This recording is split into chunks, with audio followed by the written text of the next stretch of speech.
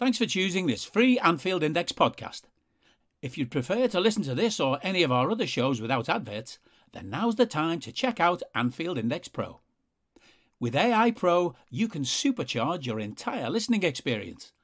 You'll not only get all of our podcasts without the ads, but you'll have them far faster with our Quick Publish feature available exclusively for subscribers. AI Pro also puts you in the heart of our sound studio, with an option to listen to many of our shows live and interact with the podcasters in real time as the shows are recording. Upgrading couldn't be easier. AI Pro is available on all popular podcast platforms, and we have our own apps for Apple and Android. Just head on over to AnfieldIndexPro.com and get started today. Hello and welcome to the Daily Red, your lunchtime catch-up on all things Liverpool FC, on a Wednesday on which we finally have journalists saying Liverpool cannot afford to wait until next summer to bring in a midfielder.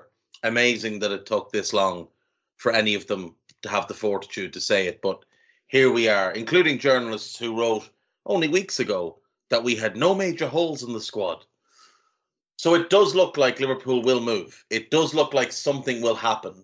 Now, there is a world in which something happens and we still end up worse off, which is Naby Keita leaving and an inferior player coming in. Now, if that inferior player has a better availability record, then that will maybe balance things out with Naby. But we will still need a midfielder. We will still be one short. As things stand with Naby staying, we are one short. We're actually two short, but let's not be too greedy. But if Naby leaves and only one arrives and that player is, let's say, Sander Berge, does that make anybody feel better about the season? It shouldn't. It really shouldn't. It's apparent to everybody that we need a midfielder. It's been apparent to anybody with even the slightest amount of cop on that we've needed a midfielder for well over a year now. Jurgen knew we needed a midfielder. That's why he went for Tchouaméni. And then he dug his heels in.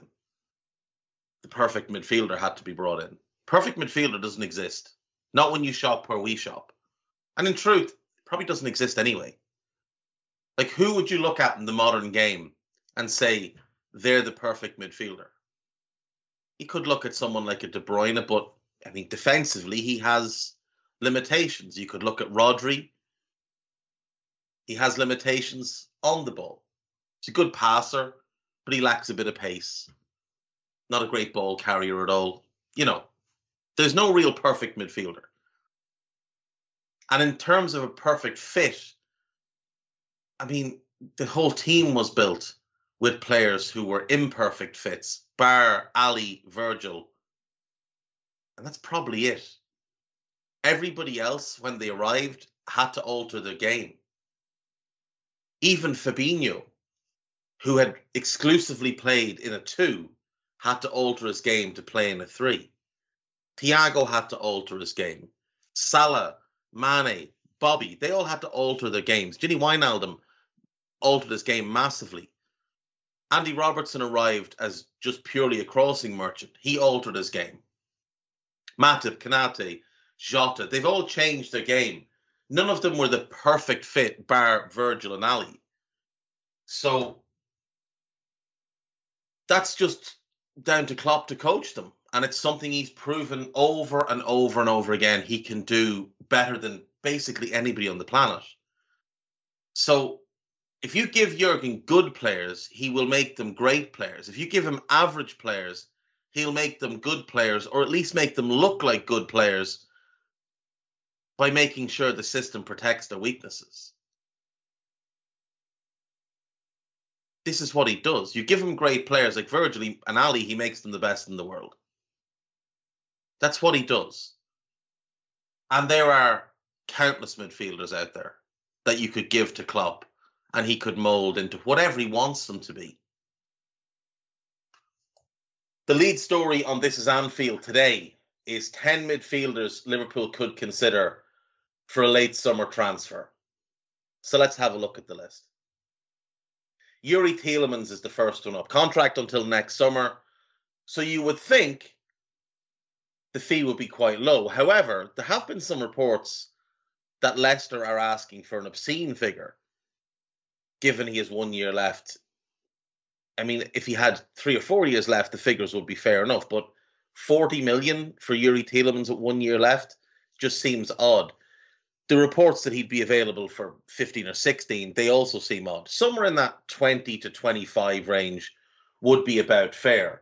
Now, admittedly, it is very late in the window, and Leicester might just prefer to keep him than lose him and have to replace him.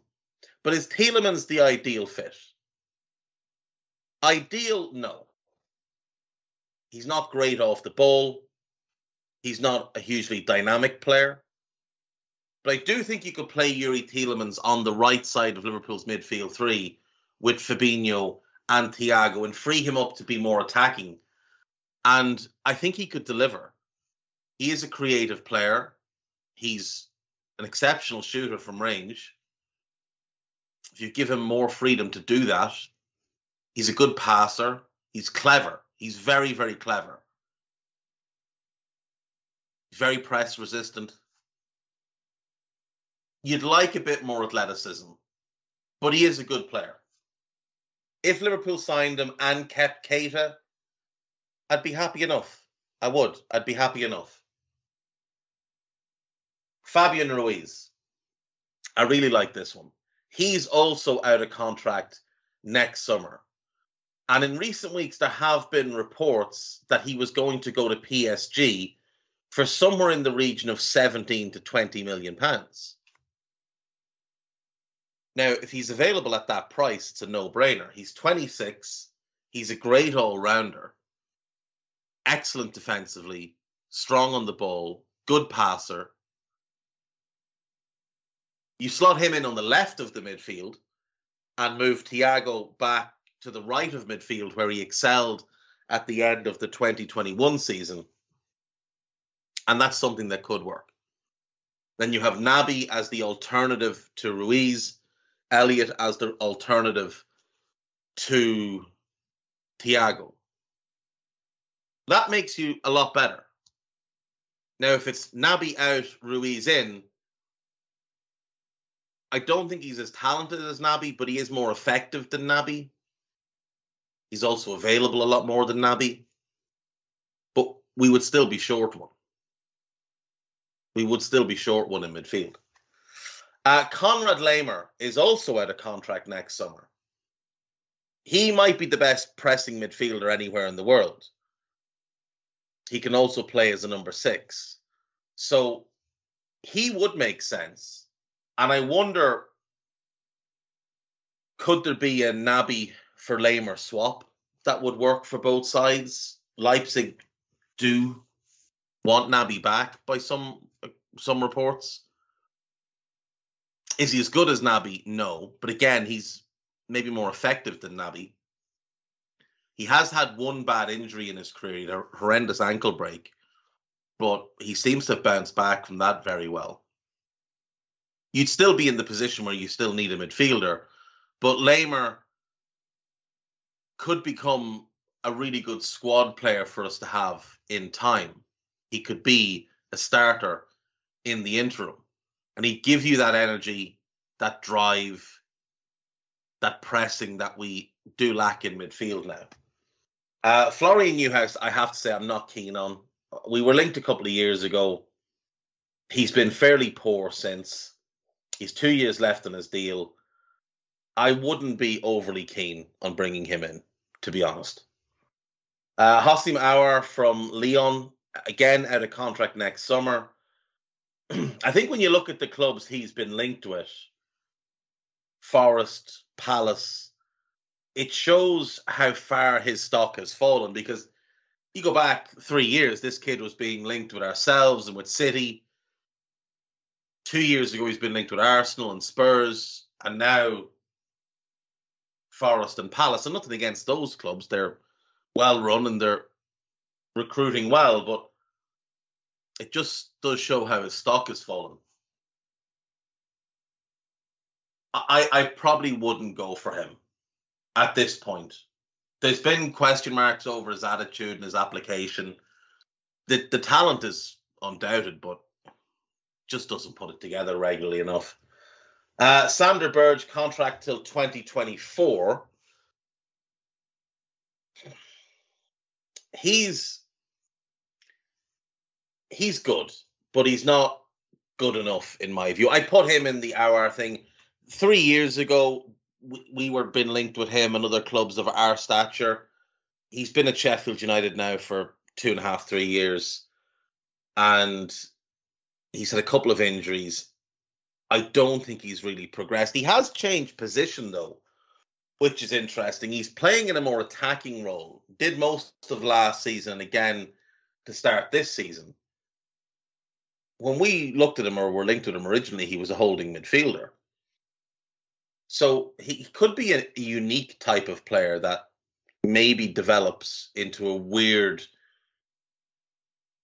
game-breaking type who, with his height and his physical attributes, can just cause havoc for opponents. He's not great on the ball, but he is solid enough on the ball. He's progressive. He's forward-thinking.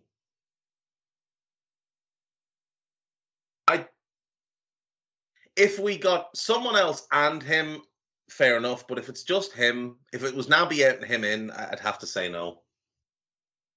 Moises Caicedo, I mean, this is the one I really want. This is one of two that I think should top the list for us right now. If we're looking for that kind of because what Paul Joyce said is that Klopp wants someone that can play as a 6 when needed, but can also more regularly function as an 8, that more defensive 8. And it's Moises Caicedo of Brighton. Now, he has a contract till 2025. Brighton bought him for 5 million a year and a half ago. He's very, very good. Very, very good. He's so young. He's only 20. Had a decent loan spell at Beerschot in Belgium. He's been outstanding since going into that Brighton team. Absolutely outstanding.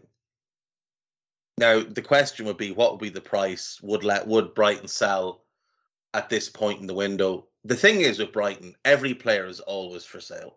Always. It's just you have to hit their price.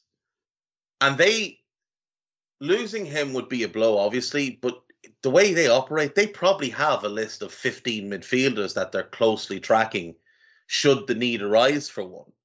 And 10 of them will be lads we haven't heard of before because their scouting is just absolutely outstanding. I think I'd pay all the money for him. I think I'd happily go to like 60 for him. And I know that sounds mental after 11 or 12 games in the Premier League, but he's 20. He is bossing Premier League games. Again, not against bad teams, against good teams. He's outstanding defensively, and he's good on the ball. He could be exactly what we lack, which is Gini Wijnaldum, but better. He's a great athlete, super smart, reads the game incredibly well. I think if you could go and get him and sell Naby and bring in a second one, you'd transform that midfield. But if you keep Naby and bring him in, I also think it has a massive impact. And the thing with him is you bring him in, you're still open to get Bellingham if that is the move that you think you're going to complete next summer. Signing Caicedo doesn't rule out Bellingham because they'd play opposite sides of the midfield and they'd function in very different ways. Caicedo's much more defensive-minded and he's all about recycling possession. He's all about killing transition attacks by the opposition, funneling transition attacks by his own team through to the players that can play, doesn't take anything out of the ball. Bellingham is that guy that can come in and play in the final third and make a big impact in that right-sided role. So you could have both. There's no doubt the money's there. Absolutely no doubt. He would be top of the list for me. Kwadwo Kone will be number 2. For the type of midfielder that's been described. someone that can play the left-sided 8 or the number 6 position, who can be that secondary defensive midfielder, who can stop the issue we currently have of getting killed in transition, of constantly having our defence left exposed like it was at Old Trafford. And he can fill in for Fabinho when Fabinho's not there. So we don't have to put Henderson there. We don't have to watch what we saw the other night. Jacob Ramsey is much more in the Jude Bellingham type of midfielder. Far more attack-minded, quick, really good off the ball. Looks like he should have a big capacity to press well. Not an outstanding passer, but a good passer who uses the ball well, makes good decisions. If you can't get Bellingham, I think you go for him. If that's the profile you're looking for. I'm not sure he's as good on the ball as Jude, but he makes really good runs into the box and gets on the end of things and shows that he does have a decent finishing touch. So you could turn him into like a Lampard type of player who's just a goal-scoring midfielder. Jude will be more of a Gerrard type who does. They won't be as good as those players, I don't believe. But Jude will do a lot more in the build-up and in other areas, whereas I think Ramsey, get it, give it, go, get it again, get into the box, finish. Very simple, very effective. He signed a long-term contract in April. I don't think Villa would accept a penny less than like 70, 80 million for him, which a lot of that is obviously the tax of having an English passport. But you'd be buying someone for the very long term. I mean, he only turned 21 there in May, so you could get 10 years out of him. I don't think him and Jude works. So if Klopp has Jude in his sights, I think Ramsey would have to be on the back burner as a backup in case the Jude thing doesn't work, in case Jude gets bought by Real or somebody. Nicolo Barella, contract till 2026.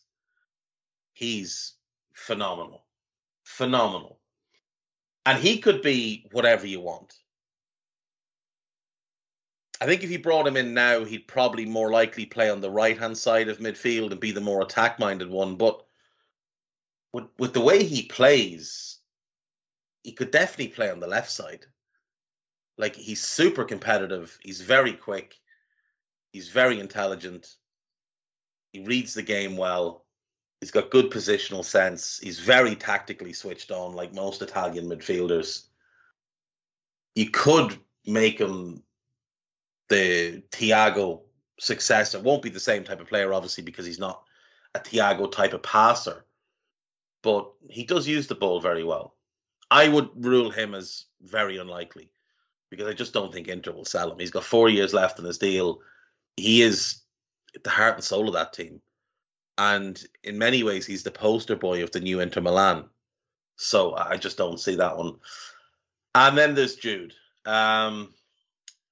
Contract till 2025. This is the kid that Klopp seems infatuated with. Fabinho talked about him recently. I don't think he'd be available this summer. I just don't. But, I mean, it's worth one last throw of the dice, isn't it? I'm not sure the price is going to be ridiculous. This is the thing. I really like Jude as a player, but you're going to have to pay 100 million or more for him. And I just don't know that that's the best use of 100 million. Like, that 100 million could get you Caicedo and Kone.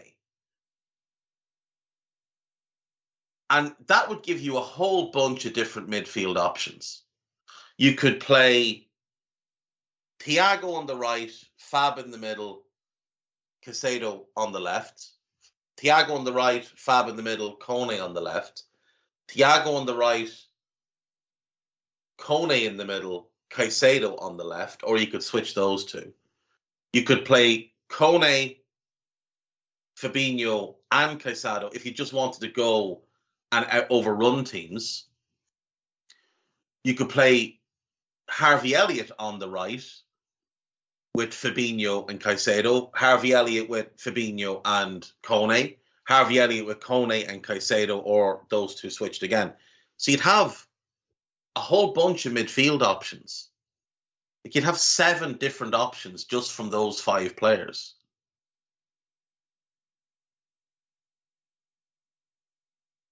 And that would be 100 million spent.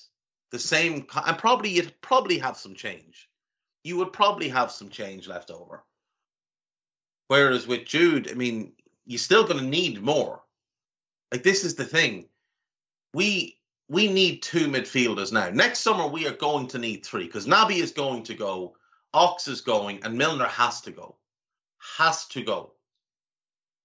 We need 3 midfielders next summer. We should be getting 2 of them this summer because 2 of those lads should be gone. They're not good enough to play for this club anymore. We need 2 midfielders now. We'll need 3 next summer. If we get Jude, will there be any money left to spend on the other 2 that we would need? Or will we just leave ourselves short again, as we always seem to do? So as great as Jude is, he's not a £100 million player. Not now. In 3-4 years, yeah, he very may well be in 3-4 years. But now, no. He's a £50 million player right now. Like, Caicedo's not a £60 million player now either. He's probably a £30 million player. But if you've got a £100 million budget, spending £60 million and having money left to go and get another one, which you need, makes sense.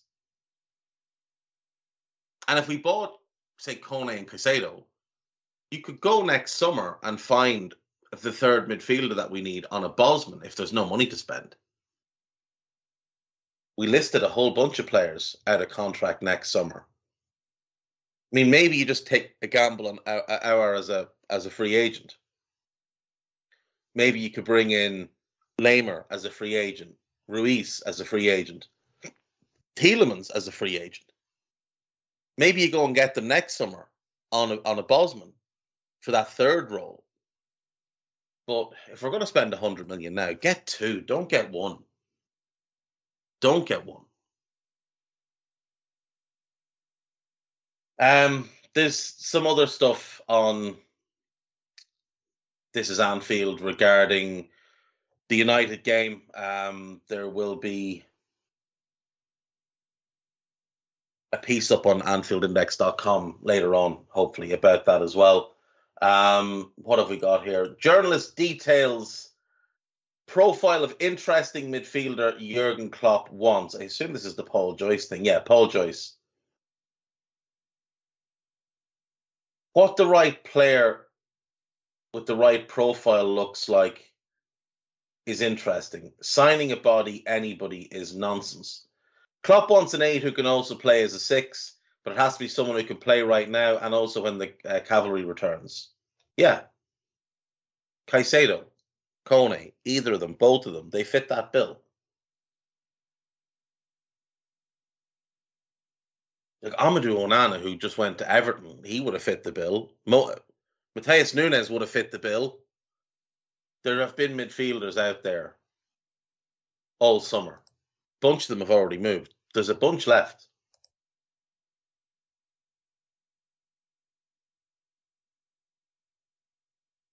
Jamie Carragher pinpoints new flaw to Virgil van Dijk's game. This is such tripe. Utter tripe. How are we in a situation where the great players, the ones that led us, carried us to success, are getting blamed for the flaws of the passengers, the ones holding the team back, the one who cost us silverware last season, the ones who were carried by those better players to the Premier League, to the Champions League, because they can no longer carry them because they're no longer fit for purpose. Like, I've seen people say Virgil's been at fault for 3 goals this season. No, he hasn't. The Fulham one, yes, absolutely. Absolutely. We will take that one. It's a clumsy challenge. He gives away a penalty. You would ask how he ended up in the position of being 1v1 with no help, 40 yards from goal. But, whatever. Let's move on. The Palace one. How are you blaming that on Van Dijk? How? Fabinho should do better with his tackle. Trent could commit a foul. And Nat Phillips, I don't even know what he was doing. As the ball is played, right as Eze goes to play, go and watch the slow motion of it. As Eze's about to pass the ball, Nat Phillips takes a step back and plays Eze onside. That was after he'd already taken multiple steps back. That's who the goal is on. This idea that Virgil should have gone back and steamed into him. Like, what are you talking about? If Virgil continues to sprint at Zaha, Zaha is going to jink past him, cut inside, have a much better angle for goal. With nobody stopping him now, because Nat Phillips is still jogging back, waving his arms around, looking for an offside that's not going to come. Trent is jogging back as well. Virgil has to slow down. He has to decelerate. And what he does is narrow the angle and back his goalkeeper. Because 9 times out of 10, Ali saves that. Because the striker doesn't finish it as well as Wilf Zaha did. And then there's the goal that United scored. Like, again, this is just nonsense. Utter nonsense. Jamie Carragher did, of course, once blame Albi Moreno for putting his hands behind his back while somebody was about to shoot in our box against Arsenal a few years ago. I think it was Mane's first game. Someone cut inside and shot, and Albi had his hands behind his back. The vast majority of defenders do that now. Maybe they didn't do it when Carragher played, but because of the new rules regarding handball, that's what they do now. That's what they're taught to do. Like, this is not the 1990s anymore. You don't get away with that kind of stuff anymore.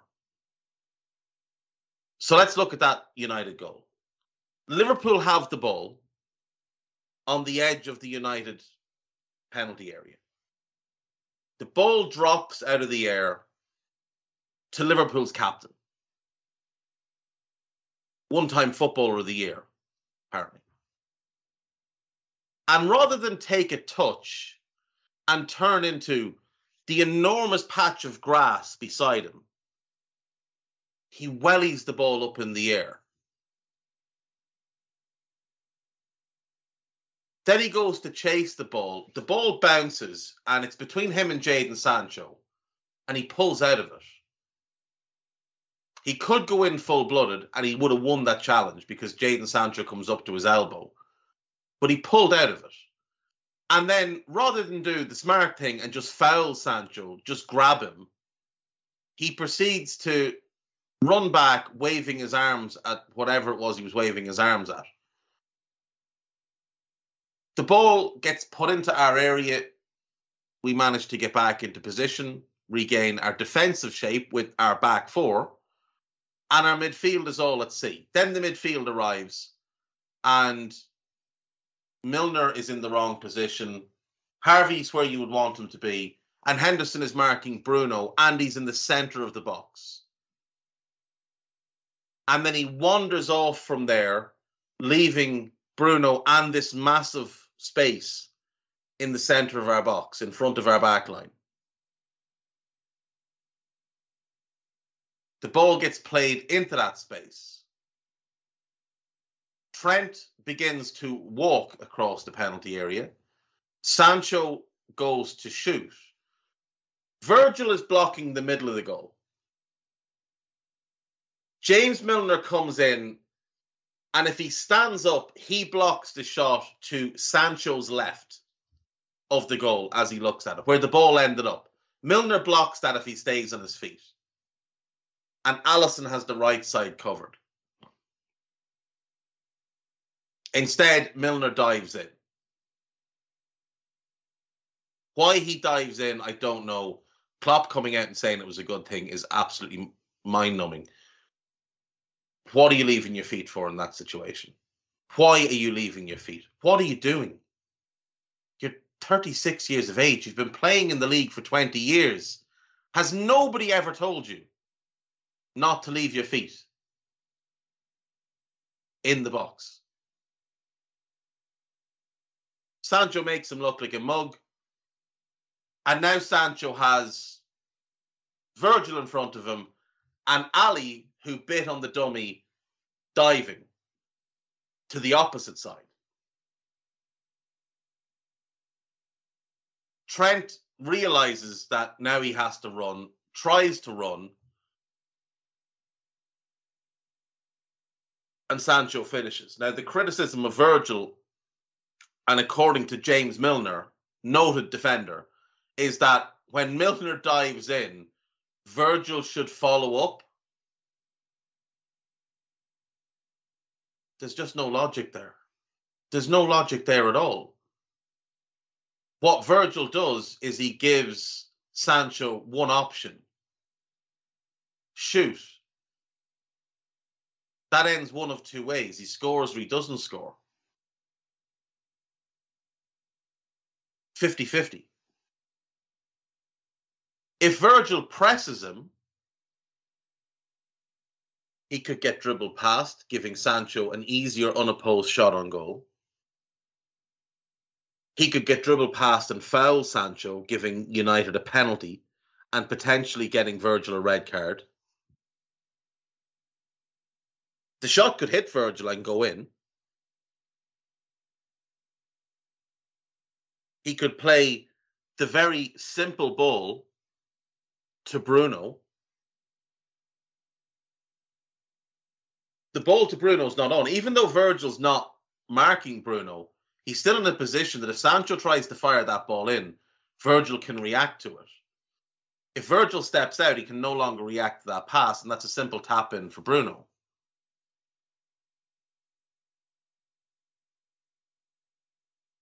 Or Virgil can stop him. That's 1 in 5. 1 in 6? I don't know. One or the other. Either way, Virgil's chances of a successful outcome there drop drastically from 50% to 20% or whatever it would be, 16% repeating.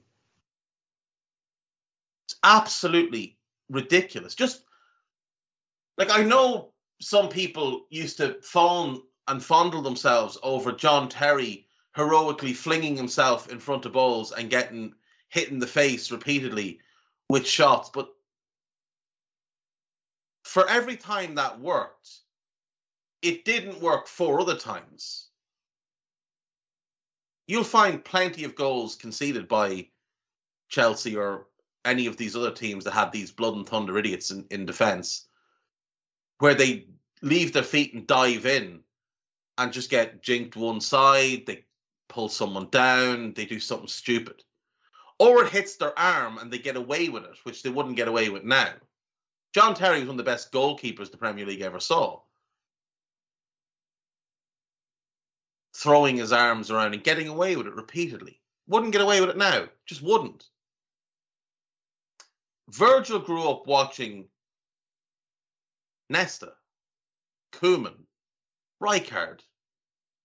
Actually great defenders who understood how to play the percentages, who understood angles, who understood that desperation defending is not good defending, who understood that just because you do a big spectacular tackle, it doesn't mean you've done well. It means you've originally put yourself in a bad position. It's absolute madness. Virgil getting, like, I could understand Trent getting a bit of a roasting for his part in that game. because Elanga did terrorise him, and Trent was quite lackadaisical at times. But this idea that it's their fault, like, they didn't pick the team with 9 players who were acceptable. They didn't turn in the 2 out of 10 that their captain did, their leader, the fella they're meant to look to, the fella who sets the standards. They didn't welly the ball up in the air because they have the first touch of a pub player. They didn't give the ball away for the second goal for the same reason. I saw Cy Brundish say Fabinho doesn't give those goals away because Fabinho. What did he say?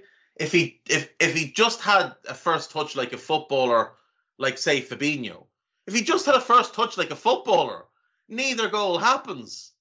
Neither goal happens. Like, if you're going to welly that ball, welly it over the bar. What are you doing? You've time and space. The second one's even worse.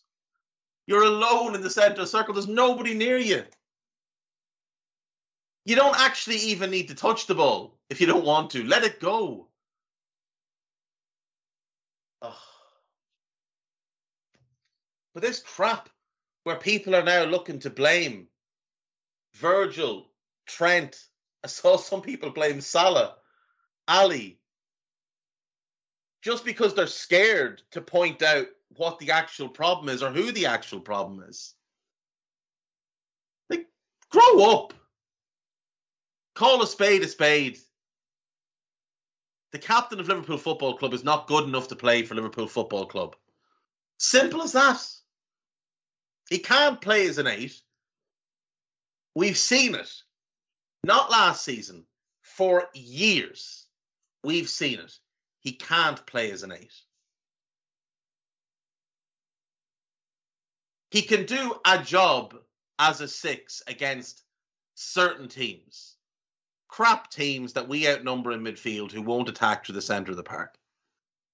But against anybody decent, he's a liability. He's a complete liability. He's poor defensively. He's often lazy in his defensive work as well. Like, he switches off. He doesn't track runners. He waves people on to people that aren't there. Go back and look at the Leicester goal at the King Power last year. Lookman is his man. Trent is nowhere close. Henderson's waving him on to, like, what are you doing? Because you don't want to do your defensive work. I suppose if you don't do your defensive work, you can't get criticised for doing it badly.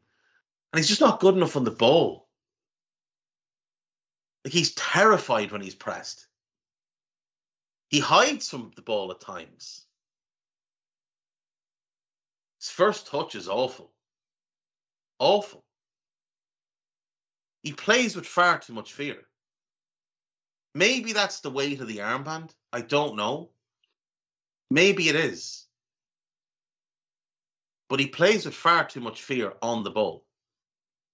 When he has time and space, he can pick a good pass, no doubt. Any professional footballer can pick a good pass when they've got time and space. When there's no pressure, anyone can do that stuff. Now, there's certain things he's done over the years that have been outstanding. The pass to Salah last year at Old Trafford, sensational. But he had time and space, a big gap to put the ball into, and Harry Maguire, who might be the slowest centre-back I've ever seen. Yannick Vestergaard might challenge that, but I think it's still back Maguire to finish last. But he's just not good enough. And for all the years of people building him up as something he wasn't, now they're in a position where they can't just turn around and admit that he's not good enough. Oh, Lord. I didn't want to talk about him today. But Carragher and this tripe, he's not the only one. Carragher's not the only one. But loads of other idiots will use this. Like, I saw I can't even think of the name of it, some crappy account on social media saying the same stuff and then qualifying their argument by saying, like, this is what Jamie Carragher was saying. Like, have an original thought. Have an idea for yourself. Liverpool.com. Jurgen Klopp must repeat Trent Alexander-Arnold trick to fix current Liverpool midfield problem. You know what? Normally, I would laugh at the idea of throwing a 17-year-old in the midfield, but I'd rather see him play than Henderson at the weekend. Genuinely. That's how bad it's become. Oh, this is crap. What else is there here? Perfect. Liverpool cannot wait for perfect transfer as Jurgen Klopp could browse 8-man Chelsea list. I'm not sure there's an actual list. Like, I'm not sure there's a menu that you can just pick from. One name, though, that is apparently on the way out of Chelsea is Callum Hudson-Odoi. And we know Klopp has been very keen on him in the past. And I wonder if it looks like he's going to go to Bayer Leverkusen on a loan with potentially an option to buy. I wonder if he does well there, could Klopp finally get hold of him? Others mentioned here, I mean, Billy Gilmour. Billy Gilmour's not a Premier League caliber player. Although Gilmour could be an underrated pickup, the kid couldn't do a thing right for Norwich last year. Like, paper is stronger against the wind than Billy Gilmour. Ethan Ampadu, I do like him, and as a backup to Fabinho, you could develop him into something maybe, but no. We don't want Ross Barkley, largely because he's garbage these days. Hakim Ziyech, no. Michy Batshuayi, absolutely not at this point. No. Hudson-Odoi is the only interesting name. Unless Gallagher is available, but I don't think he is. Callum Hudson-Odoi is the only interesting name. There's other stuff there. Go read it for yourselves. It's Liverpool FC in the damning state of play, written by Stephen Smith, is up on AnfieldIndex.com. There are 4 new podcasts. You might have heard 2 of them. Nina Kauser Show and Post-Match Raw. Lots of ranting and raving on Raw by Matchit. Not by me, obviously. Definitely not by me. I've never been known for that type of carry-on. And then there is Rate Don't Hate. Guy and Dave Comerford discussing and rating the players. I tell you, Drinkle, there better have been some 2s and 3s in there. And then there is Under Pressure. Dan Kennett, Dan Rhodes, Phil Barter, and Simon Brundish discussing the shit show at Old Trafford. I haven't listened to it all. There is a dejection in their voice. There is a dejection in their voices. So go and listen to that one. And that's it. I'll see you tomorrow. Bye-bye. We hope you enjoyed listening to this Anfield Index show. Please be sure to subscribe to our channel so future podcasts find their way to your device automatically. There's nothing quite like fan engagement, and we'd love to know what you think of anything discussed on this show. The best way to get in touch is over on our free Discord community, where both podcasters and listeners debate the hottest LFC topics 24/7. Sign up free now at AnfieldIndex.com/Discord. You won't regret it. You can also follow us on Twitter at Anfield Index and find us on Facebook by searching for Anfield Index. Oh, and before you go, we'd love it if you could leave us a 5-star review on your favourite podcast app. It only takes a couple of seconds, and it means the world to the people who create these free shows.